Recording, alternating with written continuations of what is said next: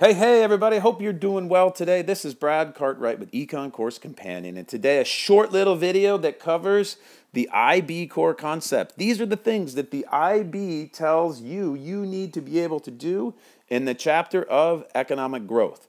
If you can do these things, as I tell my students here in Santiago, go to bed. If not, stay up and study more. And here they are. In economic growth, you need to be able to use a production possibilities curve, a PPC curve, to explain how a movement from a point inside the curve to a point on the curve itself illustrates economic growth. In other words, can you use a production possibilities curve to show growth? If you don't know how to do that, stay up and study. If you do, go to bed. Do you know how to use a production possibilities curve to explain how an outward shift in a PPC curve illustrates economic growth? So when the whole curve moves outward, can you show how that is an illustration of economic growth? Can you use a long-run aggregate supply diagram, LRAS, to explain how an outward shift in the LRAS curve illustrates economic growth? When the quantity and the quality of the factors of production increase, so does the long-run aggregate supply curve. And could you use that to show growth?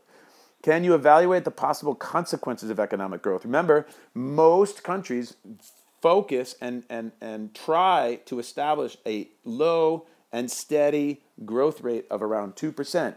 The consequences of it going faster than that, of course, is inflation that's more than 2%. And as a result of that, people's wages will not be able to stay up with inflation, the prices, the average price level in the country. If you're an HLer, you need to be able to calculate the rate of economic growth from a set of data. Can you do that? If not, stay up and study.